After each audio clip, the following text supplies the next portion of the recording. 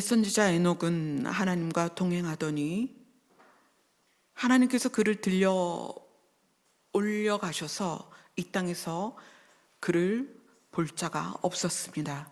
우리가 이 땅에서 사는 동안에 많은 사람들이 우리의 모습을 보며 이렇게 저렇게 판단할 수 있고 정죄할 수 있고 비난할 수 있고 또한 비판할 수 있지만, 우리가 주님과 동행한다면, 우리가 아버지와 함께 걷는다면 우리는 에녹처럼 하나님께 들림을 받을 것입니다.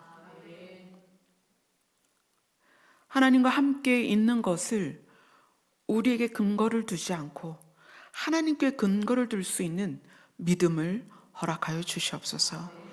예수님 이름으로 기도드려옵나이다. 아멘. 오늘 말씀 느헤미야서입니다.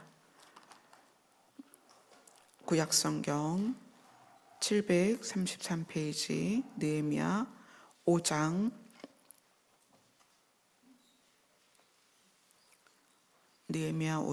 9절 10절 두 절만 보도록 하겠습니다.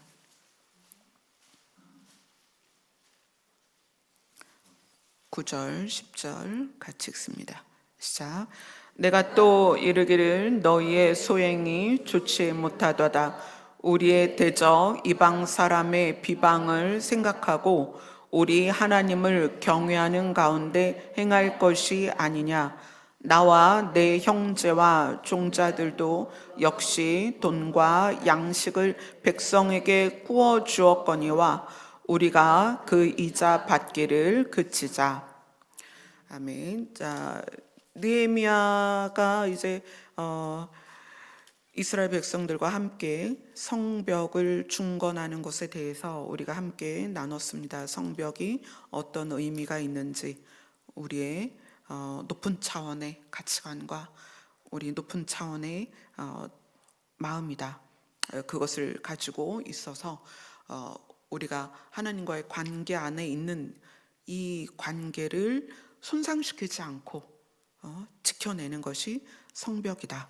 그래서 느헤미야가 성벽을 중건하는 것이 굉장히 의미가 크기 때문에 내용상으로는 길지 않지만 52일에 걸쳐서 성벽을 중건한 이야기이지만 의미상으로는 굉장히 중요합니다. 그래서 작은 여우가 포도원을 허는 것처럼 우리의 성벽이 어느새 구멍이 나고 무너지면서 무엇이 손상이 되냐면 하나님과 나와의 관계가 손상이 돼요.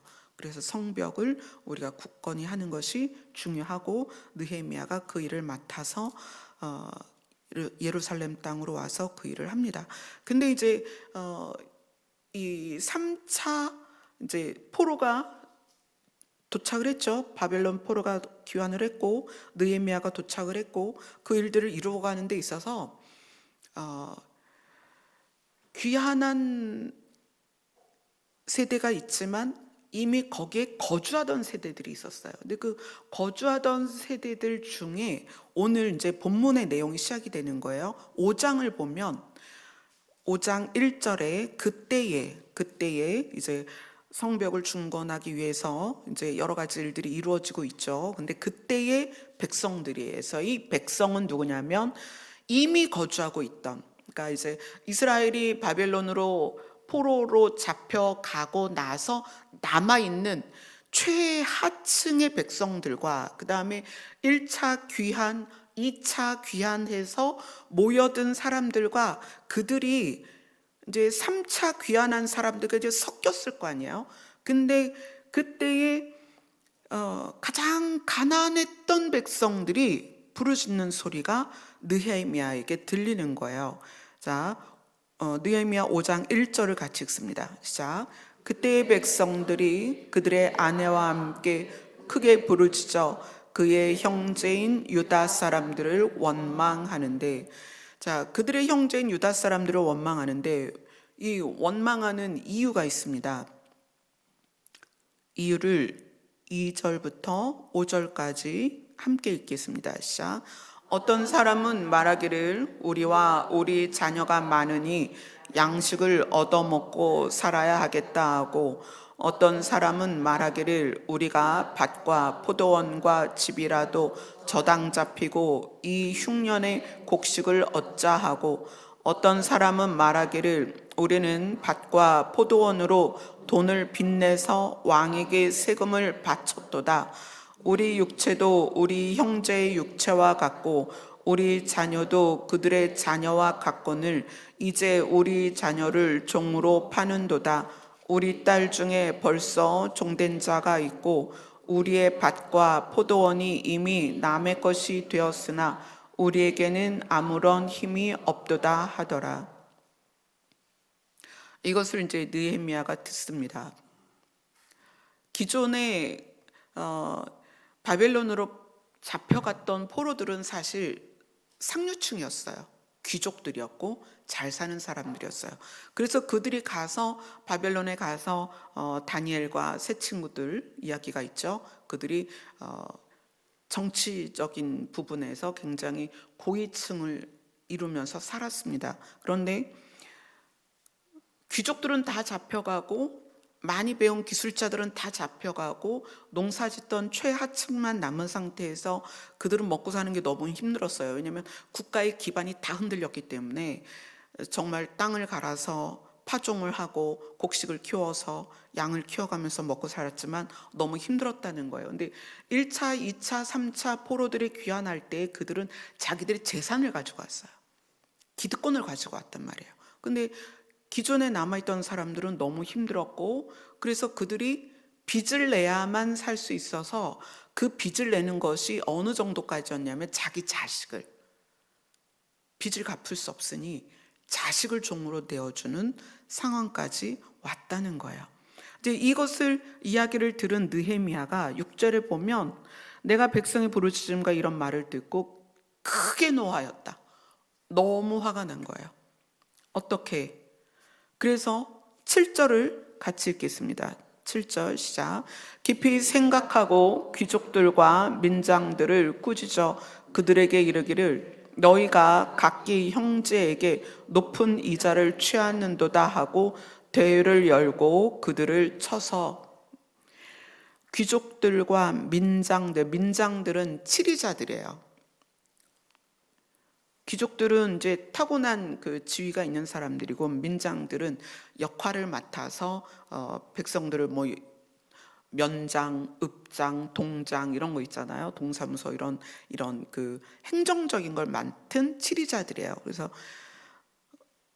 깊이 생각한 후에 느헤미야는 백성들의 이러한 어려움의 이유가 귀족들과 민장들이 백성들을 생각하지 않고 그들에게 빚을 내어줄 때 고리대금업을 했다는 거예요. 높은 이자를 받았다.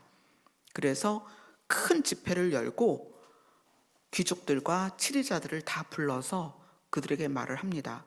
8절에 보면 그들에게 이르기를 우리는 이방인의 손에 팔린 우리 형제 유다 사람들을 우리의 손에 힘을 다하여 돌아 찾아왔는데 1차, 2차, 3차에서 포로들이 다 귀환을 했잖아요. 그들을 데리고 오면서 힘든 여정으로 왔는데 어떻게 너희는 귀족들과 민장들은 너희 형제들을 팔고자 하느냐, 더구나 우리 손에 팔리게 하겠느냐 하매 그들이 잠잠하여 말이 없기로. 그러니까 귀족들과 치리자들이 그들의 권위와 기득권 안에 있어서 나눔이 없었다는 거예요. 소외된 가장 저소득층에 대한 배려가 없었다는 거죠. 그래서 이제 느헤미야가 이야기를 합니다. 내가 또 이르기를 너희의 소행이 좋지 못하더라. 우리의 대적 이방 사람들의 비방을 생각하고, 야, 저 이방 사람들이 우리를 볼 때 뭐라고 하겠니? 우리 하나님을 경외하는 가운데 행할 것이 아니냐. 그러면서 이제 이렇게 얘기해요. 10절에 보면 나와 내 형제와 종자들도 역시 돈과 양식을 백성에게 구워줬다. 그러니까 이 느헤미야는 총독으로서 왔기 때문에 자기 재산이 있고 자기가 부리는 종들이 있었는데 그들조차도 돈이 있어서 돈과 양식을 백성에게 구워줬는데 이제 우리 이자 받기를 그치자 이런 거예요. 이자를 받지 말자 이렇게 얘기를 해요. 자, 11절을 같이 읽습니다. 시작.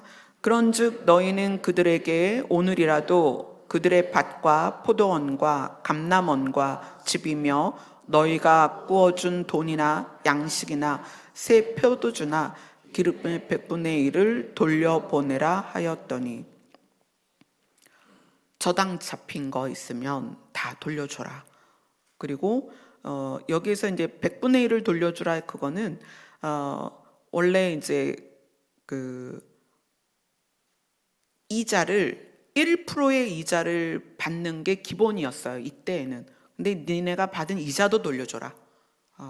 1%의 이자 받은 거 그것까지 다 돌려줘라.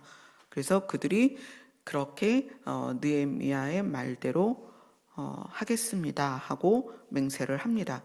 자, 이런 이제 과정을 하면서 느헤미야가 뭐라고 말하냐면 14절, 15절을 같이 읽습니다. 시작. 또한 유다 땅 총독으로 세움을 받은 때 곧 아닥사스다 왕 제20년부터 제32년까지 12년 동안은 나와 내 형제들이 총독의 녹을 먹지 아니하였느니라.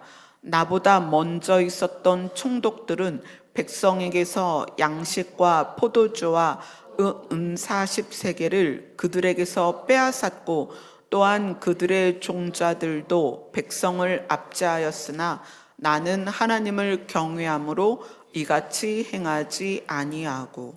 그러니까 이제 느헤미야가 자기가 어떻게 살았는지를 이야기하는 거예요. 나는 12년 동안 총독의 녹을 먹지 않았다. 그리고 다른 총독들처럼 백성에게 양식과 포도주 은 40세겔을 빼앗았지만 나는 그렇게 하지 않았다.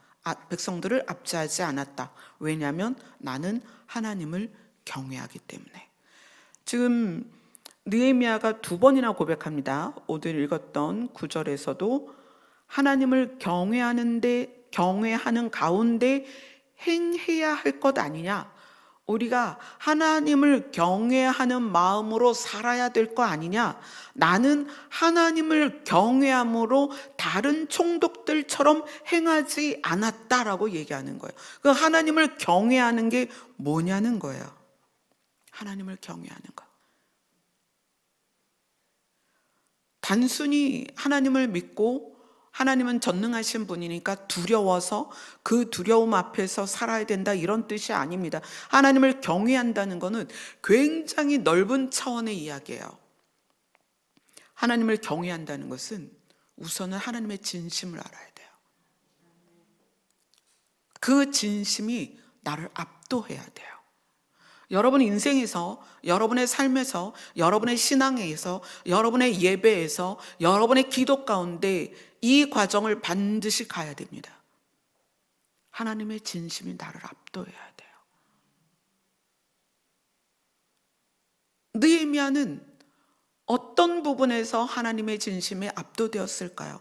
느헤미야는 자기의 총독이라는 직분으로 당연히 다른 총독들이 했던 대로 해도 되는 거예요. 양식과 포도주나 은 40세겔을 받아도 되는 거고요.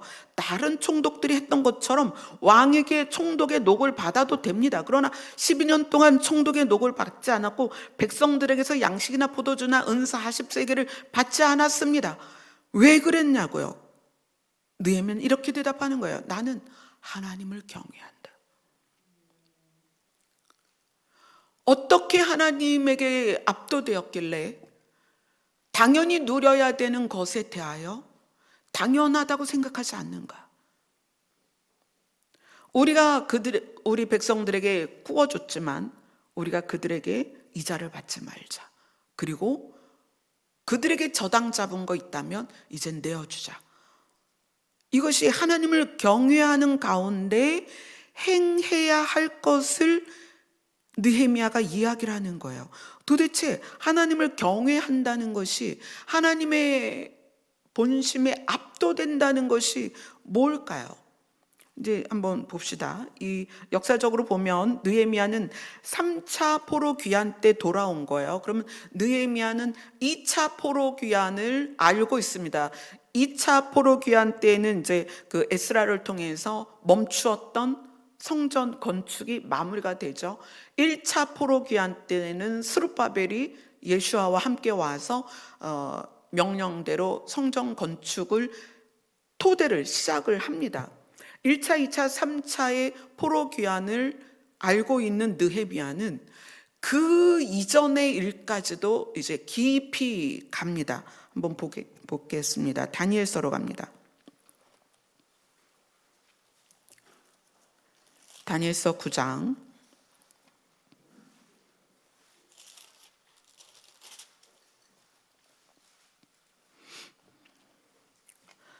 다니엘서 9장 1절, 2절 같이 읽습니다. 시작. 메대 족속 아하수르의 아들 다리오가 갈대아 나라 왕으로 세움을 받던 첫 해 곧 그 통치 원년에 나 다니엘이 책을 통하여 여호와께서 말씀으로 선지자 예레미야에게 알려주신 그 연수를 깨달았나니 곧 예루살렘의 황폐함이 70년 만에 그치리라 하신 것이라. 자, 생각해 보세요. 느헤미야는 총독으로서 성벽을 재건하기 위해 3차로 온 사람이에요. 총독이에요. 근데 이 느헤미야가 역사 안에서 다니엘의 이 사건, 그러니까 예레미야를 통하여, 선지자 예레미야를 통하여 이 바벨론 포로 생활이 70년 만에 그칠 것이라는 이 다니엘의 이야기를 느헤미야가 몰랐겠냐는 거예요. 느헤미야가 이 다니엘이 그것을 깨닫고 나서 기도를 하는데 이렇게 기도합니다. 4절을 같이 읽겠습니다. 4절. 내 하나님 여호와께 기도하며 자복하여 이르기를 크시고 두려워할 주 하나님, 주를 사랑하고 주의 계명을 지키는 자를 위하여 언약을 지키시고 그에게 인자를 베푸시는 이시여. 자, 다니엘은 예레미야서를 통해서 선지자 예레미야에게 알려주신 그 연수, 바벨론 포로 생활이 70년 만에 그칠 것이라는 걸 깨닫고, 그리고 하나님께 엎드려 기도를 합니다. 언약을 지키시는 하나님, 그리고 인자를 베푸시는 하나님. 그래서 그 앞에 자복하고 회개를 합니다. 아, 하나님이 70년 만에 우리 이스라엘을 회복시키시겠구나. 그리고 그 하나님께서 반드시 그 언약을 지키실 것에 대한 신뢰를 지금 하나님 앞에 올려드리고 있어요. 이 과정을 통해서 이 느헤미야는 1차, 2차, 3차 포로 귀환을 통해 다니엘이 예레미야 선지자를 통하여 깨달은 70년이 이루어진 것을 경험한 사람이 느헤미야예요. 자, 다니엘은 경험한 게 아니라 깨달았어요. 예레미야 선지자의 그 글을 통해서 바벨론 포로 생활이 70년 만에 끝나는구나. 언약을 지키시는 하나님, 그 인자를 베푸시옵소서 기도를 합니다. 그런데 느헤미야는 누구예요? 다니엘이 깨달은 그 70년의 끄트머리에서 그것을 해결받는 것을 직접 경험한 사람이 느헤미야라는 거예요. 언약의 하나님, 긍휼을 베푸시는 하나님, 약속을 반드시 지키시는 하나님. 소름 끼치잖아요. 느헤미야 입장에서는. 다니엘이 총독으로서 나라를 다스리는 그 다니엘이 예레미야의 선지자의 글을 통해서 우리나라의 포로 생활은 70년 만에 끝나는구나, 이걸 깨달았어요. 그리고 그것을 계속 자기 백성들에게 알렸을 거 아니에요. 근데 느헤미야는 70년 만에 포로들이 귀환하면서 자기 자신은 어떤 역할을 맡았냐면 성벽을 중건하는 역할을 맡았다는 거예요. 진짜 하나님은 약속을 지키시는 분이다, 그걸 알았다는 거예요. 하나님을 경외한다는 것은요, 하나님이 어떤 분이신지에 대한 압도됨이 있어야 돼요. 느헤미야는 그걸 경험한 사람이에요. 자, 그리고 예레미야로 갑니다. 예레미야 25장입니다.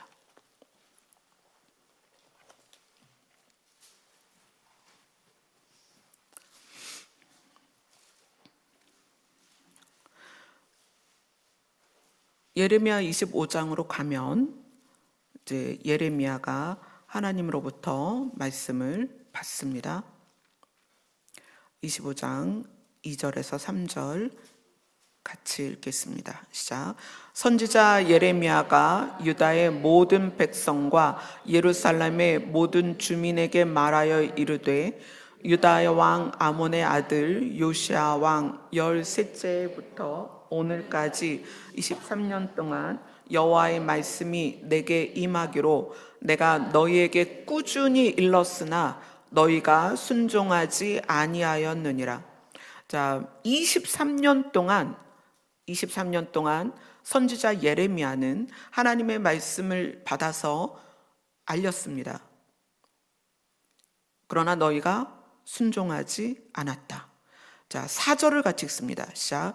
그러므로 여호와께서 그의 모든 종 선지자를 너희에게 끊임없이 보내셨으나 너희가 순종하지 아니하였으며 귀를 기울여 듣지도 아니하였도다. 지금 계속 나오죠. 순종하지 아니하였다. 뭐에 대한 순종이 없었을까요? 5절 같이 읽습니다. 시작. 그가 이르시기를 너희는 각자의 악한 길과 악행을 버리고 돌아오라. 그리하면 나 여호와가 너희와 너희 조상들에게 영원부터 영원까지 준 그 땅에서 살리라. 하나님께서 이야기를 하시는 거예요. 너희가 악한 길과 악을 행하는 그 삶에서 돌이켜 하나님 앞으로 돌아오면 이 땅에서 너희들이 계속 살 수 있게 될 것이다. 자, 6절을 같이 읽습니다. 시작. 너희는 다른 신을 따라다니며 섬기거나 경배하지 말며 너희 손으로 만든 것으로서 나의 노여움을 일으키지 말라. 그리하면 내가 너희를 해하지 아니하리라 하였으나. 하나님께서 원하는 건 뭐였어요? 죄를 짓지 마라. 악한 길에서 돌이키고 악행을 버리고 돌아오고 그 다음에 우상을 섬기지 마라. 너희 손으로 만든 건 신이 아니다. 그런데 너희는 왜 너희 손으로 만든 것을 섬기냐? 그러지 마라. 7절을 같이 읽습니다. 시작. 너희가 내 말을 순종하지 아니하고 너희 손으로 만든 것으로서 나의 노여움을 일으켜 스스로 해하였느니라. 여호와의 말씀이니라. 스스로 해하였다. 이것은 하나님께서 하지 말라. 어떤 것에 대해서 악한 일, 악행, 악을 행하지 말아라. 그리고 우상을 섬기지 말아라. 근데 이것을 계속 했다는 거예요. 내 말에 순종하지 않고 너희 손으로 만든 것으로서 나의 노여움을 일으켰으니 그것으로 인하여 너희가 너희 스스로를 해하였다. 이렇게 표현해요. 내가 너희를 심판하였다가 아니고 너희가 스스로 해하였다. 그리고 8절에 또 말씀하십니다. 너희가 내 말을 듣지 아니하였다. 그래서 결국 그것이 어떤 결과를 낳게 됐냐면 11절, 12절 같이 읽습니다. 시작. 이 모든 땅이 폐허가 되어 놀랄 일이 될 것이며 이 민족들은 70년 동안 바벨론의 왕을 섬기리라. 여호와의 말씀이니라. 70년이 끝나면 내가 바벨론의 왕과 그의 나라와 갈대아인의 땅을 그 죄악으로 말미암아 벌하여 영원히 폐허가 되게 하되. 예레미야는 하나님께로부터 말씀을 23년 동안 전합니다. 악한 길에서 돌아와라. 악행을 그쳐라. 하나님께로 돌아와라. 우상을 버려라. 내가 하나님이다. 내가 신이다. 그러나 그들이 순종하지 아니하였습니다. 그래서 순종하지 아니하였다가 계속 나와요. 순종하지 않았다. 너희가 내 말을 듣지 않았다. 그래서 스스로 너희를 해하게 된 것이다. 그리고 70년 동안 바벨론의 왕을 섬기게 될 것이다. 라는 것이 하나님께서 예레미야를 통하여 선포하신 것이고 예언을 하신 것입니다. 그런데 이것으로 그친 게 아니고 이 예레미야서를 통해서 하나님은 하나님의 진심을 이야기하십니다. 내가 너희를 70년 동안 바벨론의 왕을 섬기게 할 건데 그 이유는 너희가 악에서 돌이키지 않은 것 때문이야. 사실 나의 진심은, 이제 이 예레미야서를 통해서 하나님은 하나님의 진심을 말씀하십니다.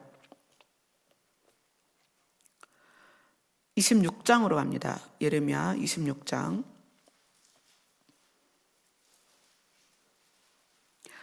예레미야 26장 2절부터 3절입니다. 같이 읽습니다. 시작. 여호와께서 이와 같이 말씀하시니라. 너는 여호와의 성전 뜰에 서서 유다 모든 성읍에서 여호와의 성전에 와서 예배하는 자에게 내가 내게 명령하여 이르게 한 모든 말을 전하되 한마디도 감하지 말라. 그들이 듣고 혹시 각각 그 악한 길에서 돌아오리라. 그리하면 내가 그들의 악행으로 말미암아 그들에게 재앙을 내리려 하던 뜻을 돌이키리라. 하나님의 진심은 우리를 악에 대하여 벌을 주는 게 아니라 우리를 돌이키는 거에 있다는 거예요. 심판을 선포하시는 것은 혹시, 여기도 그렇게 말씀하시죠. 그들이 듣고 혹시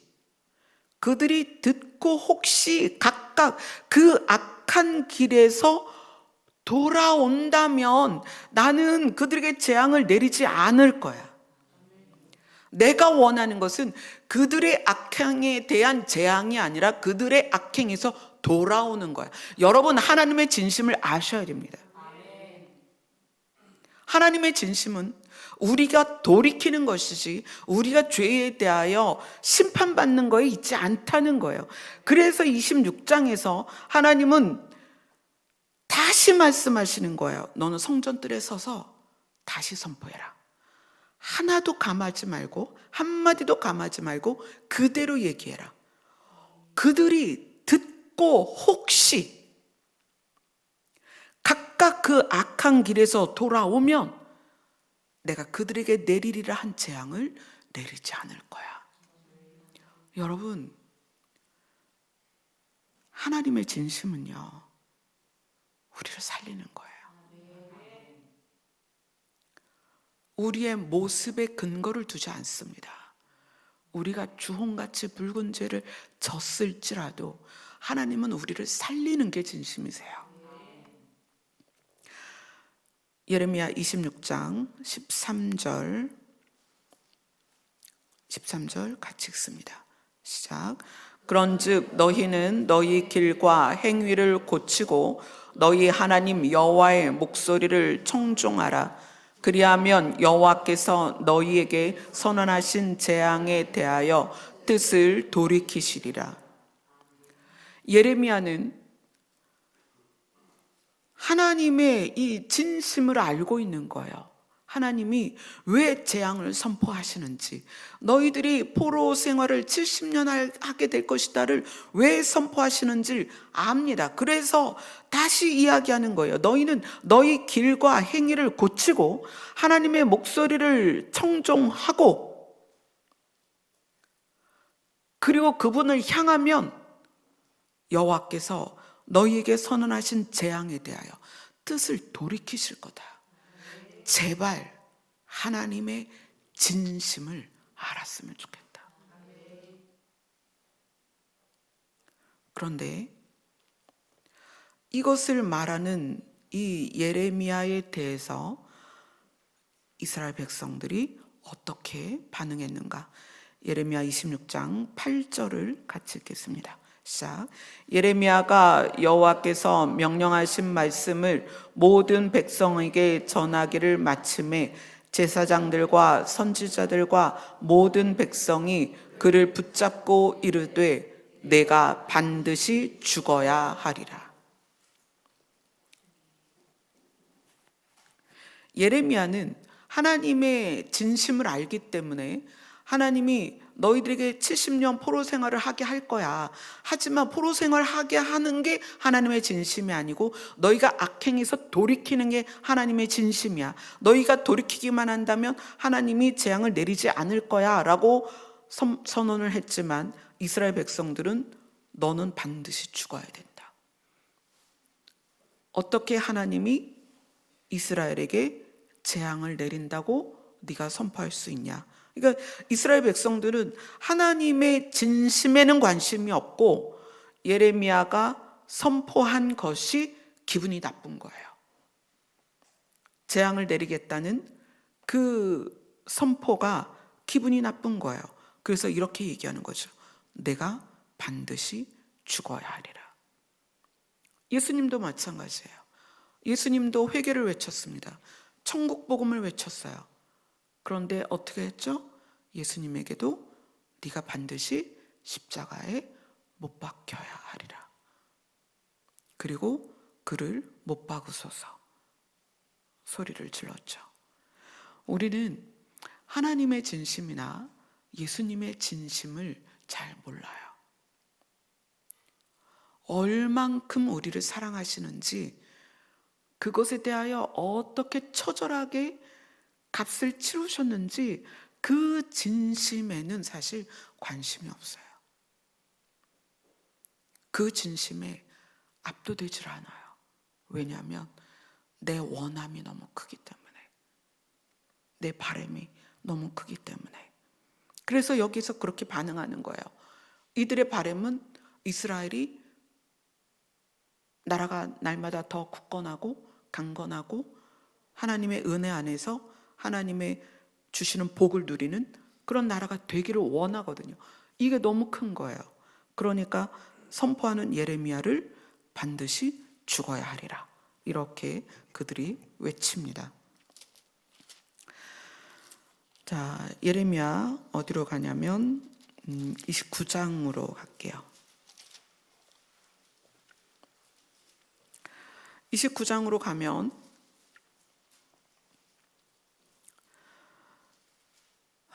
이제 포로들이 됐습니다. 이스라엘 사람들이 포로가 돼서 이제 그 포로에게 예레미야가 편지를 보내요. 그러니까 안타까운 거예요. 자기가 그렇게 예언은 했지만 예언이 이루어지는 거잖아요. 이루어지니까 얼마나 마음이 아프겠어요.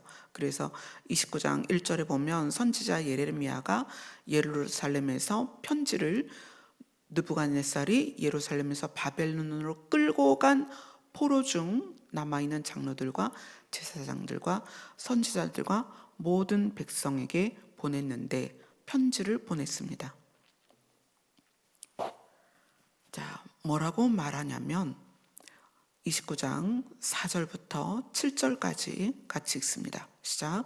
만군의 여호와 이스라엘의 하나님께서 예루살렘에서 바벨론으로 사로잡혀 가게 한 모든 포로에게 이같이 말씀하시니라.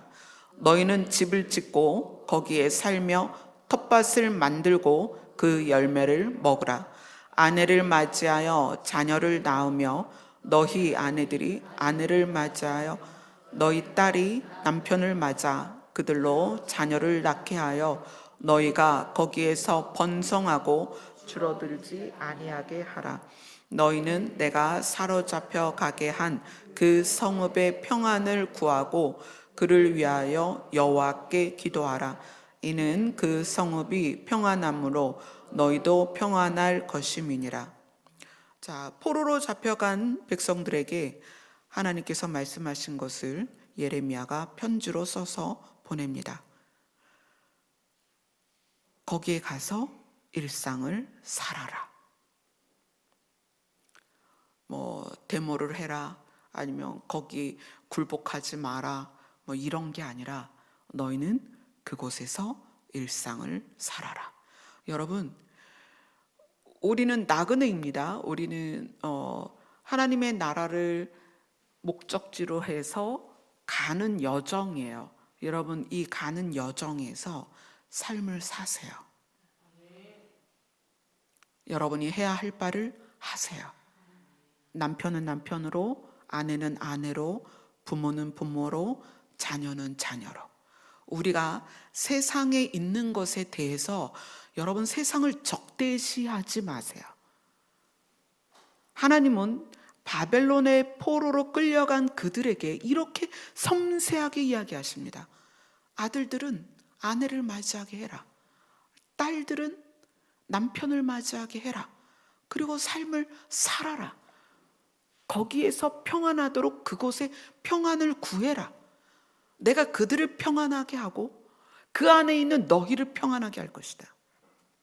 이것이 이 땅을 살아가는 우리의 지혜입니다. 왜냐하면 하나님의 진심이 뭐라고 그랬어요?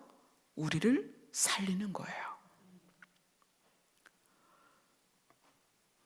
우리가 이 땅에서 사는 동안에 이 모습을 가만히 생각해 보세요. 마치 그런 거잖아요. 이스라엘 입장에서 바벨론은 적대 국가고 이방 국가고 하나님을 안 믿는 국가란 말이에요. 그럼 이스라엘 백성이 바벨론에 끌려갔으니 나는 너희들의 언어는 쓰지도 않을 거야. 너희들의 옷은 입지도 않을 거야. 나는 너희들과는 분리돼서 우리 이스라엘 사람들끼리 방 안에서 꼼짝 안 하고 밖으로 안 나가고 여기서 이렇게 모여 살 거야. 그러지 말라는 거예요. 내가 너희를 거기에 보냈으니 내가 책임질 것이다. 여러분, 이 믿음 있으셔야 됩니다. 우리가 이 땅에서 살면 땅에 더러움이 우리 묻어요? 아니에요. 여러분, 우리는 거룩한 성전입니다. 우리가 이 땅에서 사는 거 두려워하지 마세요. 여러분, 우리가 이 땅에서 살면서 안 믿는 자들과 한 어떤 그 구역 안에 있을 수 있습니다. 직장 안에 있을 수 있어요. 그러면 그들과 배척해야 돼요? 아닙니다. 오히려 그들에게 보이세요. 뭘 보이세요? 하나님이 우리와 함께 하심을 보이세요. 다니엘과 사드락과 메삭과 아벳느고가 그렇게 살았습니다. 나는 이스라엘 사람이야. 하나님만 믿어. 나는 너희들과는 절대 같이 안 살아.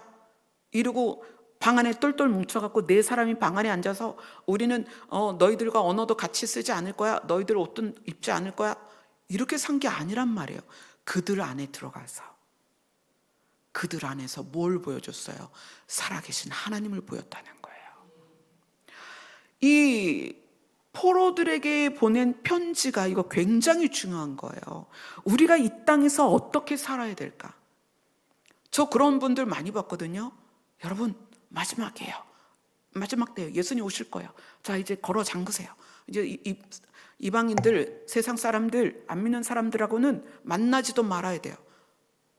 여러분, 그렇게 하면 여러분 믿음이 고결해지나요? 아니에요. 예수님은 우리에게 말씀하십니다. 세상에 가서 네가 빛이 되라.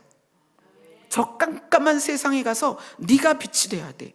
저 썩어 빠진 세상에 가서 네가 소금이 돼야 돼. 이게 하나님의 명령입니다.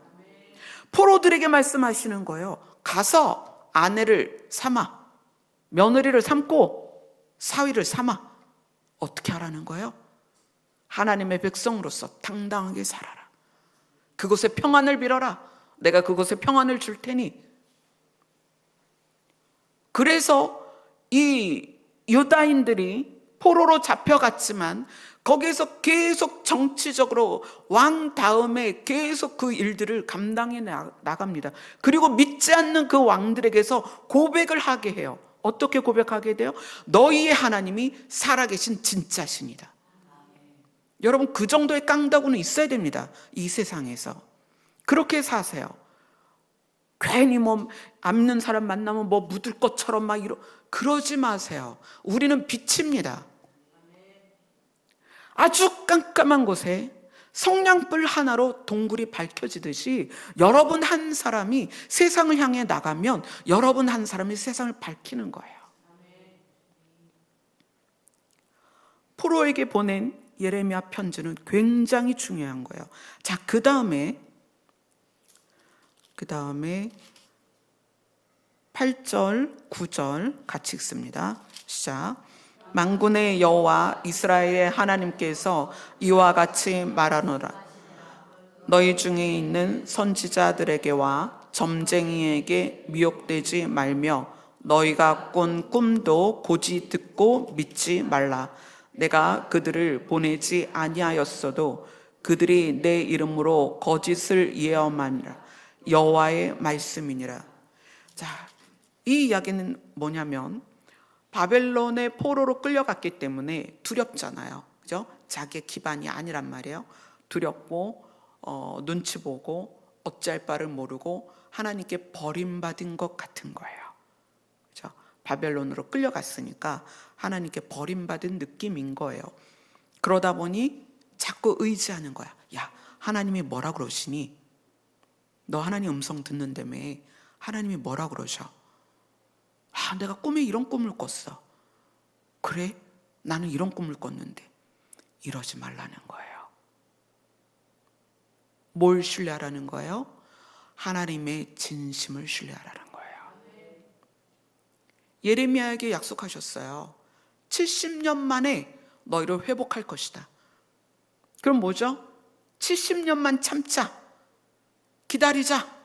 하나님이 우리를 살리실 거야. 두려워하지 말자. 우리 쑥덕거리지 말자. 여러분, 우리가 이 땅에 사는 동안에 하나님은 뭐라고 약속하셨느냐? 내가 너희의 아버지가 되어줄게. 누구 때문에? 예수님 때문에. 우리가 하나님을 아버지라 부르는 자격이 생겼습니다. 아버지는 어떤 존재인가요? 아버지는 제가 옆에서 부목사님 20일 금식하는 거 봤죠. 20일 동안 아들들 밥을 다 해주셨어요. 집에서 밥을 해서 고기를 구워서 때론 찌개를 끓여서 밥을 다 해주셨어요. 왜죠? 옆집 아저씨는 그렇게 안 해요. 왜요? 아버지니까 하는 거예요. 아버지니까. 하나님은 우리에게 그렇게 말씀하십니다. 내가 너희의 아버지다. 그래서 예수님이 가르쳐 주시죠. 너희 이제 이렇게 기도해. 뭐라고 시작해요? 하늘에 계신 우리 아버지요. 여러분, 다른 거 의지하지 마세요. 제가 정말 안타까운 것은 여러분들이 하나님을 경외함으로 살아가는 것이 아니라 조건들을 자꾸 만들어요. 이렇게 해야 되는데, 저렇게 해야 되는데, 이것도 있어야 되는데, 이렇게 해야 되는데, 이게 너무 많다는 거예요. 여러분, 하나님 한 분으로 충분합니다.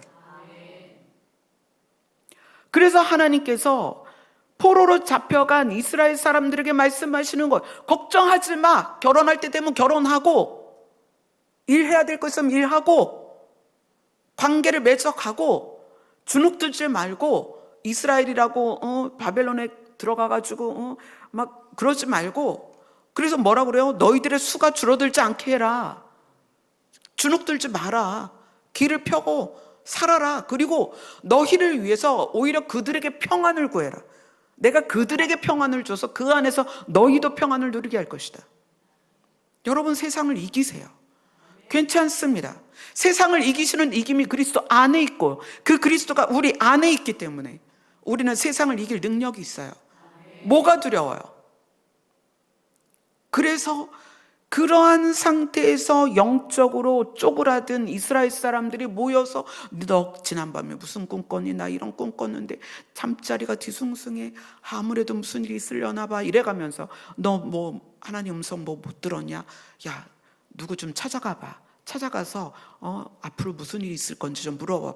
이러지 말라는 거예요. 무엇을 신뢰하라는 거예요? 하나님을 신뢰하라는 거예요. 하나님의 약속을 믿으라는 거예요. 하나님의 진심을 믿으라는 거예요. 우리가 이게 없기 때문에 신앙생활하면서 흔들리는 거예요. 가끔 사람들이 저한테 묻습니다. 왜 목사님은 요동함이 없냐고 물어보더라고요. 왜 요동함이 없냐고. 전 믿을 거 하나밖에 없어요. 하나님 한 분이에요. 사역을 하라고 하셨으니까 하는 거잖아요. 누가 하라고 하셨냐면 하나님이 하라고 하셨어요. 그러면 하지 말라고 할 때가 있겠죠. 그냥 그때까지는 하는 거예요. 그분이 하라 하셨으니. 저는 하나님의 진심을 믿습니다. 하나님의 진심은 여러분 한 사람도 잃어버리지 않는 거예요.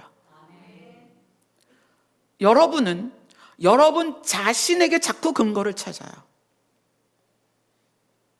그래서 상대를 볼 때에도 상대에게 근거를 찾습니다. 성경을 그거밖에 모르면서. 너 성경 공부도 안 하잖아. 너 기도 몇 시간 하니? 여러분, 관계는 드러나는 현상으로 그 관계를 가늠할 수 없습니다. 여러분이 하나님을 아버지라 부른다면 이미 하나님과 여러분은 비밀스러운 관계예요. 남이 판단할 수 없어요. 남이 판단하는 거에 흔들리지 마세요. 그래서 사람들이 저를 평가하는 거에 흔들리지 않습니다. 그러나 교훈은 삼습니다. 아, 내가 잘못되면 안 되니까. 제가 바른 길을 가야 되잖아요. 그러니까 혹시 사람들에 의하여 들려오는 소리가 있으면 귀를 기울여 듣습니다. 그러나 저는 흔들리지 않습니다. 왜냐하면 하나님이 하라 하시는 길을 가고 있기 때문에 하나님께서 책임지실 것이고, 제가 잘못하는 게 있으면 하나님께서 알아서 저에게 말씀하실 거기 때문에, 그래서 저는 어디에 주목되어 있냐면 하나님의 눈을 주목해요. 하나님의 눈빛을 주목하고요. 그분의 표정을 주목하고 그분의 앉고 일어서심을 주목해요. 그분이 가시면 저도 가고요. 그분이 서시면 저도 서요. 그러나 사람들이 저를 평가하는 거에는 흔들리지 않습니다. 하나님이 저를 쓰시는 거에는 제가 완전해서 쓰시는 게 아니기 때문이에요. 하나님이 저를 쓰시는 근거는 저에게 있지 않습니다. 하나님께 있어요. 그럼 무슨 얘기냐? 그래, 저는 탁월한 게 별로 없어요. 저는 뭐 기계나 음악이나 뭐 이런 악기나 어떤 것도 탁월한 게 없어요. 뭐 누구처럼 성경을 66권을 다 외우거나 그러지도 못해요. 탁월한 건 아무것도 없어요. 그러나 하나님이 저에게 일을 맡기시는 이유는 노가 없기 때문이에요. 전 노가 없어요. 하라 그러면 그냥 예스예요. 물론 처음에 하나님 저 못해요는 해요. 하나님 저 못해요. 아시잖아요. 저 맨날 월세 살고 그런 지하 뭐 옥탑방 이런 데서 살았는데 어떻게 빌리지를 해요? 하나님 저 못해요. 이런 말은 해요. 그러나 노는 하지 않아요. 죽어라 그러면 죽어요. 저에게 벳세메스로 가는 암소라고 하셨기 때문에 그 결과가 제단 위에 올려지는 소라는 걸 제가 알고 있어요. 알고 가는 거예요. 벳세메스로 가는 암소는 법궤를 옮기는 역할을 했지만 나중에 그 수레를 다 부셔가지고 제단을 만들고 그 암소를 잡아서 그 위에 올렸습니다. 죽을 각오를 해야 법궤를 끌고 가는 거예요. 벳세메스로 가는 암소라고 말씀하셨어요. 예스라고 했습니다. 그 끝이 무엇인지 알아요. 가겠습니다. 저에게 탁월함이 있나요? 아니요. 아무것도 없어요. 그냥 묵묵히 가기 때문에 이 길을 가요. 그런데 제가 유일하게 신뢰하는 게 무엇이냐? 그분의 진심을 제가 신뢰합니다. 하나님을 아버지라 부르는 자들을 한 사람도 잃어버리지 않으실 것을 제가 신뢰합니다. 저는 여러분들의 모습에 근거를 두지 않습니다. 그래서 제가 김 집사님 와보세요, 박 집사님 와보세요, 왜 그렇게 말해요, 왜 그렇게 행동해요를 하지 않는다는 거예요. 하나님께서는 여러분을 자라나게 하실 것입니다. 제가 말씀을 해석해 드리고 여러분 앞에서 말씀을 나누는 입장에 있지만 여러분을 자라게 하는 건 하나님이 하십니다. 여러분의 스텝에 맞게, 여러분의 어떤 에너지에 맞게 하나님께서 차분차분 여러분을 자라게 하세요. 저는 그걸 신뢰합니다. 자, 그 다음에 하나님께서 그들에게 편지로 말씀하시면서 아주 중요한 말씀을 하십니다. 예레미야서 29장 지금 보고 있죠. 10절부터 14절을 같이 읽습니다. 시작. 여호와께서 이와 같이 말씀하시니라.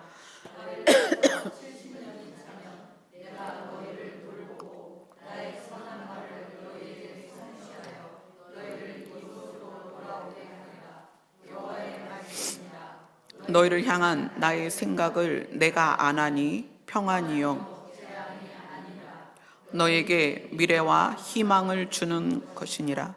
너희가 내게 부르짖으며 내게 와서 기도하면 내가 너희들의 기도를 들을 것이요 너희가 온 마음으로 나를 구하면 나를 찾을 것이요 나를 만나리라. 이것은 여호와의 말씀이니라.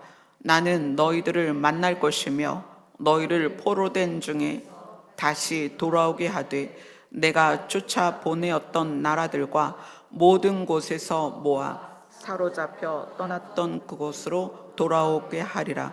이것은 여호와의 말씀이니라. 아멘. 하나님께서 그들을 포로되게 하셨지만 너무 애절하게 말씀하시는 거예요. 너희를 향한 나의 생각은, 너희를 향한 나의 마음은, 너희를 향한 나의 진심은 평안이요 재앙이 아니다. 나는 너희를 사랑한다. 이게 하나님의 진심이라는 거예요. 여러분, 복음은 하나님의 진심에서 시작하셔야 됩니다. 진리는 왜 마음으로 들어오느냐? 하나님의 진심에서 시작하기 때문에 진리이고, 그래서 그 진리가 우리의 마음으로 들어오는 거예요. 이 하나님의 진심 앞에 우리가 압도돼야 되는 거예요. 그렇구나. 하나님이 우리를 이렇게 사랑하시는구나. 자, 30장으로 돌아갑니다. 예레미야 30장입니다. 30장 3절 같이 읽습니다. 시작. 여호와의 말씀이니라. 보라, 내가 내 백성 이스라엘과 유다의 포로로 돌아가게 오리니 내가 그들을 그 조상들에게 준 땅으로 돌아오게 할 것이니 그들이 그 땅을 차지하리라. 여호와께서 말씀하시니라. 자, 하나님은 계속 그 얘기하세요. 돌아오게 할 것이다. 포로에서 돌아오게 할 것이다. 자, 그러면서 31장 31절로 갑니다.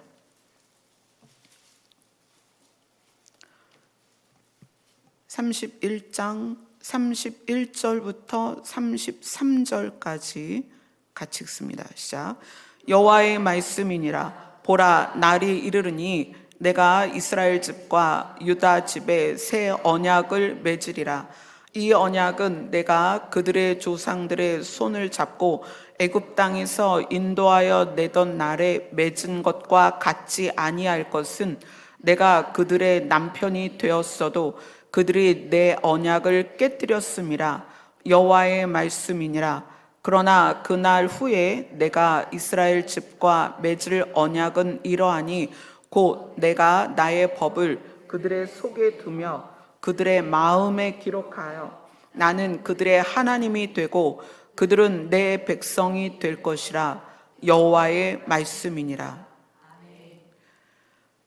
이스라엘을 바벨론 포로로 가게 하고 이제 포로 생활을 하는 가운데 하나님께서는 이 새 언약의 말씀을 그들에게 알려주십니다. 마음이 아픈 거예요. 여러분 그렇지 않나요? 자녀들 키우다 보면 말을 안 들어서 때릴 때도 있죠. 그럼 맞은 녀석이 웃으면서 맞겠어요? 울면서 맞겠죠? 징징 짜고 울어요. 근데 이제 밥때가 됐어요. 그러면 엄마는 어떻게 하고 싶어요? 비기 싫어서 때렸고 맞아서 징징 쳐 울고 그래도 밥은 먹여야 될 거 아니야. 그럼 어떻게 해요? 또 달래가지고 안 먹겠다는 놈 끌어다 앉혀서 또 밥을 먹여요. 왜 먹여요? 살려야 되니까 또 먹이죠. 그게 부모 마음이에요. 23년을 돌아오라고 말했지만 악행에서 돌아오지 않은 그들이 70년 포로가 됐어요. 하나님은 그들을 포로로 보내놓고 새 언약을 말씀하시는 거예요. 이제 내가 너희에게 새 언약을 줄 거야. 이스라엘 백성들이 애굽에서 나와서 가나안으로 가는 여정에서 받은 그 율법이 아니라 이제 내가 새 언약을 줄 거야. 그래서 히브리서나 마가복음에서는 예수님을 그렇게 표현하죠. 언약의 피, 새 언약의 중보자. 그게 예수님이에요. 지금 거기에 나오는 히브리서에 나오는 새 언약이 이 새 언약이란 말이에요. 예레미야서에 있는 새 언약. 그러니까 하나님은 이스라엘 백성을 70년 포로 생활하는 가운데 구체적인 새 언약을 그들에게 알려주십니다. 나는 너희를 위하여 이렇게까지 준비하고 있어. 34절을 같이 읽습니다. 시작. 그들이 다시는 각기 이웃과 형제를 가르쳐 이르기를 너는 여호와를 알라 하지 아니하리니 이는 작은 자로부터 큰 자까지 다 나를 알기 때문이라. 내가 그들의 악행을 사하고 다시는 그 죄를 기억하지 아니하리라. 여호와의 말씀이니라. 죄 때문에 악행 때문에 70년 포로가 됐잖아요. 그러니까 이제는 내가 악행 때문에 그들을 다시 포로 생활하게 할 수 없기 때문에 죄를 사해 줄 것이다. 내가 사해 줄 것이다. 언약의 피로 내 아들로. 이제 내가 내 아들을 죽여서 그 피로 너희를 죄를 사해 주고 너희의 죄를 이제는 기억도 하지 않을 거야. 이 놀라운 프로젝트를 이스라엘 백성이 70년 포로 생활하는 가운데 하나님이 이것을 써서 그들에게 알리시고 예레미야를 통하여서 그들에게 전달대로 알리셨다는 거예요. 하나님의 진심은 변한 적이 없어요. 에덴에서는 진흙덩어리에다가 하나님의 숨을 넣어서 살리셨고요. 아브라함이라는 사람을 우상을 만들던 그 집안에서 아브라함을 꺼내서 믿음의 조상을 만들었고요. 자기 아들을 세상에 보내서 우리를 자녀 삼으셨어요. 하나님이 우리를 향한 사랑은 한 번도 꺾인 적이 없어요. 그 하나님의 큰 사랑 앞에 그 하나님의 사랑에 압도되어서 그 사랑 앞에 내가 굴복되는 것, 그것이 경외하는 것입니다. 그분 때문에 그분이 혼낼까봐, 그분이 심판할까봐, 그분이 휴거 때 나 안 데리고 갈까봐, 나를 지옥 데리고 갈까봐, 그것이 아니라 그분의 큰 사랑에 내가 압도되는 거예요. 한 번도 나를 포기한 적이 없고, 내가 죄인 되었을 때에, 내가 처참하게 그 어두운 곳에서 뒹굴고 있을 때에도 나를 기억하셔서 자기 아들을 보내시고, 내가 어머니 태중에 있을 때, 여러분이 어머니 태중에 있을 때도 하나님이 우리를 기억하셔서 우리를 향한 계획을 한 번도 늦추지 않으시고 길을 따라 우리를 인도하신 그 하나님의 사랑 앞에 압도되는 거예요. 어두운 밤에 성냥을 키워서 초를 켜고 이 불을 어떻게 밝혀야 되나 하다가 동이 터오를 때 초도 내던지고 성냥도 내던지는 것처럼 우리가 어떻게 살아야 되나 이럴 때 그분의 사랑이 떠오르면 우리는 고민할 게 없다는 거예요. 그냥 그분을 경외하며 그냥 사는 거예요. 날마다 아침에 해가 뜰 때 하나님은 새 은혜를 준비하세요. 오늘 고민은 오늘로 족하다. 내일은 내가 책임질게. 다음 날 걱정하지 마. 내가 만물을 움직이고 내가 만물을 조성했고 그 만물을 너희에게 주었고 내가 너희에게 생명을 주었고 내가 너희에게 영생을 주었다. 걱정하지 마라. 느헤미야는 역사를 통해서 예레미야가 선포한 그 말씀까지 다 마음에 담고 그래서 여호와를 경외하는 거예요. 그 하나님이 어떤 분인지, 무엇을 약속하셨고 어떻게 인도하시며 어떻게 한치의 오차도 없이 우리를 잃어버리지 않고 인도하실지를 느헤미야는 알았던 거예요. 그래서 총독의 삭슬 받지 않는 거예요. 나 그거 필요 없어. 백성에게서 그런 거 빼앗지 않아도 돼. 누가 책임지신다? 여호와 하나님께서. 예레미야에게 했던 약속을 하나도 늦추지 않으시고 완벽하게 이루셔서 성벽까지 중건하게 하신 그 여호와 하나님께서 나를 이끄셨어. 그래서 백성들에게 그걸 알려주는 거예요. 하나님을 경외해라. 치사하게 같은 백성끼리 구워주고 이자 받고 그런 거 하지 마라. 담보 잡지 마라. 나 봐라. 나 12년 동안 총독의 녹을 받지 않았다. 나 12년 동안 백성들에게 아무것도 빼앗지 않았다. 나를 봐라. 왜냐하면 여호와 하나님이, 언약의 하나님이 언약을 지키시고 우리를 반드시 지키실 것이기 때문에. 아멘. 여호와를 경외함이 여러분 안에 날마다 확대되기를 원합니다. 아멘. 찬양합시다.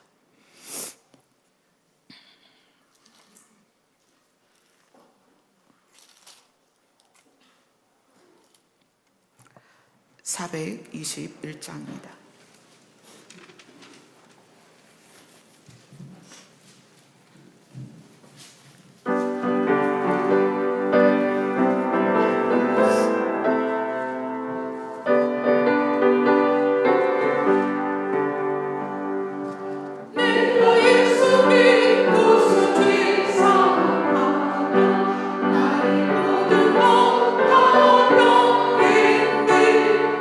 지금 내가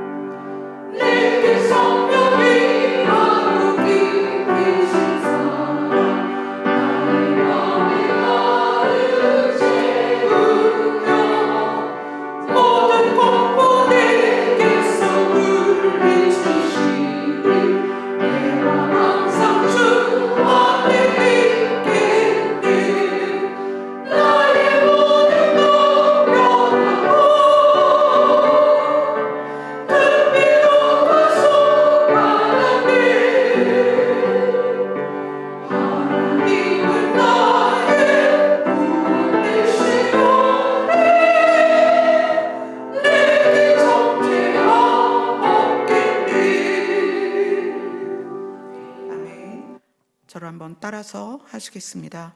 하나님을 경외한다는 것은 하나님을 경외한다는 것은 하나님의 진심에 우리가 무너지고 굴복하는 것이다. 아멘.